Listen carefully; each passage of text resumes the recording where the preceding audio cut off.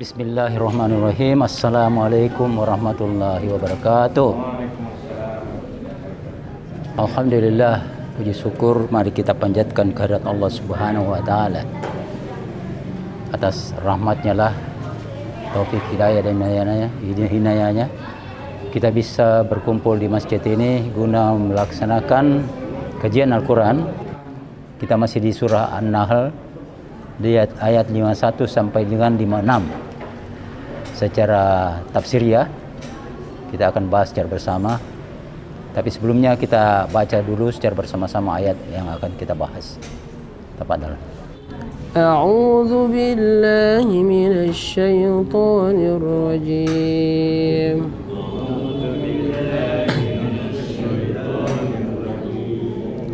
Bismillahirrahmanirrahim.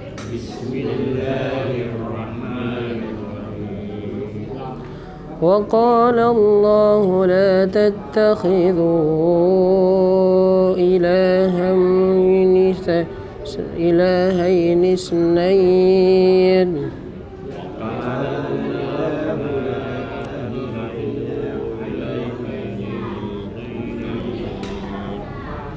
إنما هو إله واحد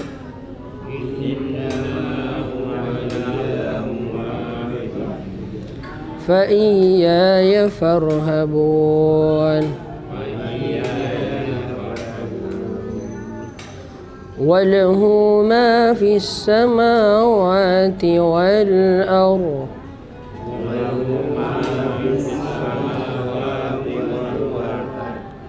وله الدين واصب أفغير الله تتقون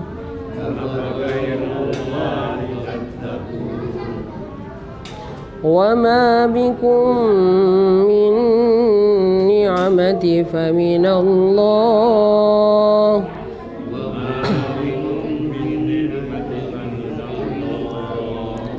ثم إذا مساكم الضر فإليه يجأرون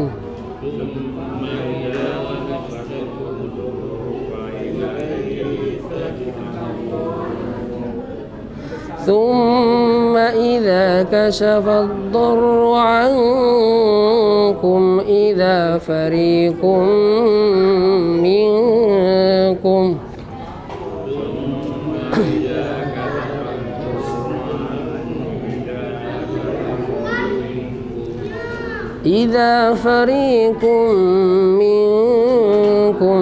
بربهم يشركون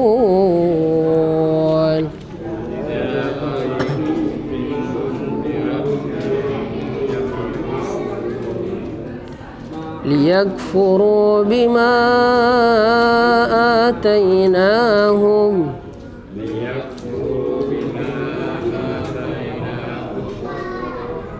فتمتعوا فسوف تعلمون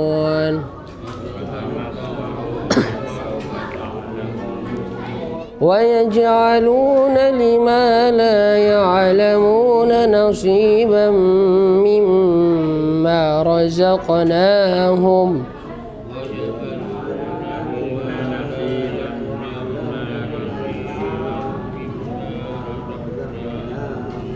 تالله لتسألن عما كانوا تفترون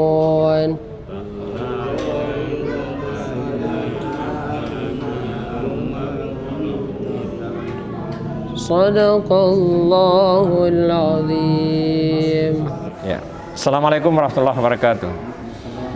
Alhamdulillah alladzi khalaqas samawati wa ja'ala dzulumati wan nur. Allahumma shalli ala Muhammad wa ala ali Muhammad.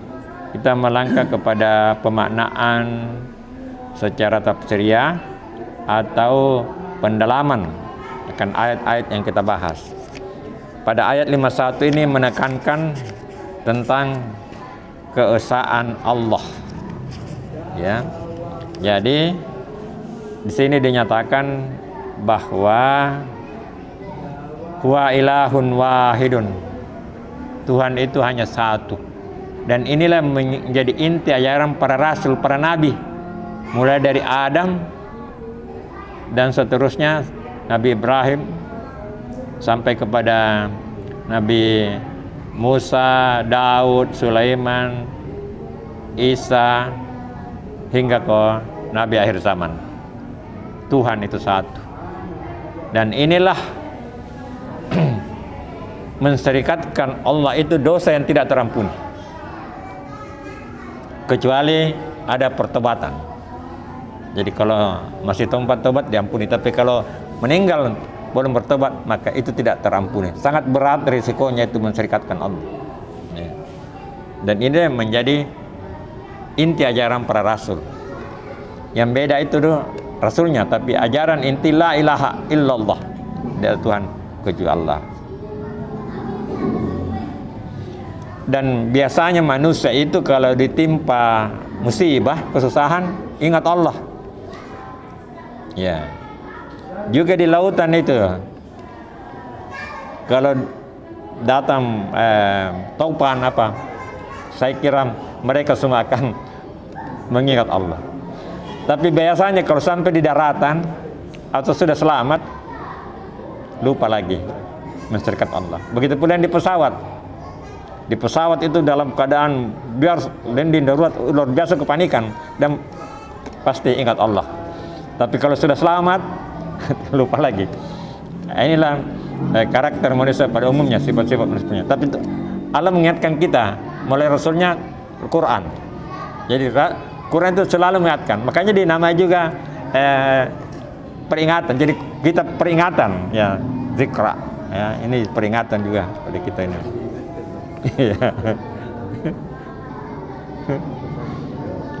Jadi ada juga yang menuhankan berhala karena mereka tidak mampu berpikir abstrak. Sementara Tuhan itu sebenarnya tidak bisa dipikirkan karena memang otak kita tidak dirancang untuk memikirkan zatnya. Yang bisa kita pikirkan ciptaannya saja. Tetapi ada orang-orang yang tidak mampu berpikir abstrak. Makanya dia buatlah patung. Dengan patung itulah dia anggap Tuhan. Ya. Dan itu bisa diatur-atur. Jadi orang-orang kaya di Mekah saat itu, ketika datang ajaran Rasul dan tidak bisa diatur-atur, mereka tidak setuju. Karena kalau mereka menyembah berhala, dia bisa bikin sajian-sajian dan minta ampun biarpun berbuat dosa. Ya, seakan-akan itu diampuni. Jadi dia bisa atur-atur Tuhannya. Sementara datang ajaran Rasulullah Muhammad SAW tidak bisa diatur-atur. Makanya rata-rata yang menolak itu adalah orang kaya, orang-orang kaya, Quraisy. Kalau orang-orang yang miskin itu tidak demikian, ya. Tapi orang kaya menolak karena kepentingannya. Budak dibebaskan, mereka sangat tidak setuju. Mereka punya budak yang menjadi pekerja. Catatan Rasul diutamakan membebaskan budak ini sangat tidak berkaitan kepentingannya. Jadi banyak itu sebenarnya orang tidak jujur itu, atau dia mengikuti nafsunya itu karena kepentingan. Itu barangkali bisa kita berbagi. Dari saya cukup sekian, akhir kalam. Assalamualaikum warahmatullahi wabarakatuh. Terima kasih. Assalamualaikum warahmatullahi wabarakatuh. Ya, di sini kami tanyakan di sini Pak di ayat 5 ya, ini menyinggung di sini ada apa? Berhala-hala. Ya, ini berhala-hala terusan mana itu? Berhala-hala, dan di sini anunya ditanya tentang anunya yang apa yang kamu adakan. Nah, ini mungkin yang dimaksud tadi Pak, artinya itu berhala-hala, artinya membuat itu begitu. Oh, itu mungkin maksudnya seperti itu. Saya kira itu aja Pak. Terima kasih. Assalamualaikum warahmatullahi wabarakatuh. Pernah saya dapati orang-orang tua dulu, termasuk orang-orang tua saya, itu kalau seperti makan di dekat kuburan, makan di kuburan, kemudian datang di sungai, seperti bikin tempat-tempat semacam ada makanan itu disalurkan begitu. Apakah tidak termasuk kemusyrikan? Kemusyrikan. Nah, itu Ustaz. Assalamualaikum warahmatullahi wabarakatuh.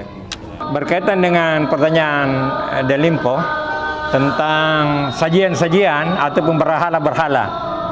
Ya, jadi mereka itu adalah orang-orang yang tidak mampu berpikir abstrak. Jadi dia konkretkan. Jadi diambillah benda-benda berhala ataupun pohon atau batu yang kemudian disembah. Dan anehnya lagi diberikan sajian-sajian. Itu kan satu yang mubastir.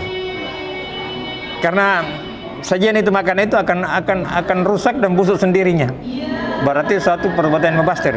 Akan lebih baik kalau kita sedekahkan, berikan kepada orang yang membutuhkan, fakir, miskin atau memang yang butuh untuk makanan. Jadi ini satu tindakan yang mengada-ada, tidak punya dasar. Berkaitan dengan pertanyaan Pak Asis bahwa Pak Asis menanyakan tentang kebiasaan orang-orang dulu mengalirkan makanan di sungai. Ya. Demikian pula halnya dengan pertanyaan Pak Asis tentang kebiasaan nenek kita yang membuat sajian-sajian bahkan menghanyutkan di sungai ataupun di laut, ya. Ini juga termasuk perbuatan-perbuatan yang salah dan ada kepercayaan gaib tentang adanya kekuatan selain Allah. Nah, padahal la haula wala quwata illa billah. Kalau kita berbicara yang gaib, semuanya tertuju kepada Allah, bismillah. Ya. Tetapi dengan memberikan sajian-sajian itu ada anggapan bahwa ada pihak yang harus dilayani. Dalam hal ini sebenarnya itu adalah syaitan. Jadi suatu tempat semakin banyak dilakukan perbuatan-perbuatan musyrik itu, maka itu akan semakin keramat, dalam artian setan-setan itu berkumpul di situ dan akan mempengaruhi. Ya. Karena memang setan itu selalu menggoda kita untuk kita sesatkan di jalannya yang lurus. Kan memang janjinya iblis itu, aku akan menghalangi cucu Nabi Adam, cucu Adam di jalannya yang lurus. Jadi memang dia akan menghalangi. Iblis berjanji akan mendatangi dari muka, dari belakang, dari kanan dan kiri. Tapi ada yang tidak disebut atas dan bawah. Jadi kita melawan setan dengan gerakan vertikal. Hanya kepada Allah kita berharap dan merendah, tidak sombong. Karena salah satu sifat yang bisa dijangkiti oleh setan adalah sombong. Jadi kita merendah dan hanya berharap kepada Allah. Itulah cara kita melawan setan laknatullah. Saya tambahkan saja sedikit karena sudah banyak dibahas. Agama Islam sesungguhnya diturunkan oleh Allah Subhanahu wa taala untuk mengoreksi banyak kejadian menyangkut pengadaan Tuhan itu, ya, yang menyembah berhala itu, kemudian menyembah selain Allah, mengadakan patung dan segala macam. Bahkan ada yang membuat roti, nah itu juga disembah. Tapi ketika dia lapar, dia makan rotinya. Kan ini, nah itulah semua. Jadi dia menganggap bahwa Tuhan itu bisa diada-adakan, kemudian dia menganggap Tuhan itu makhluk. Ya, padahal Allah itu bukan makhluk, Dia tidak beranak dan tidak diperanakan. Ya, jelas sekali di surat Al-Ikhlas itu, ya. Katakanlah Allah itu Esa. Dia satu-satunya tempat meminta pertolongan. Dia tidak beranak dan tidak diperanakan dan tidak ada samanya. Tidak ada samanya. Nah, jadi mengoreksi terhadap paham-paham yang lalu itu, ya, oleh agama-agama sebelum itu. Karena banyak penyimpangan. Ada namanya Trinitas, ya. Nah, Yesus juga dianggap Tuhan. Nah, karena dianggap Tuhan itu beranak. Nah, inilah yang dikoreksi oleh Islam. Makanya Islam ini agama terakhir. Tidak ada la nabiya ba'da, tidak ada lagi nabi setelah Nabi Muhammad SAW, penutup para nabi. Bersyukur kita karena kita ada dalam posisi Islam ini, ya.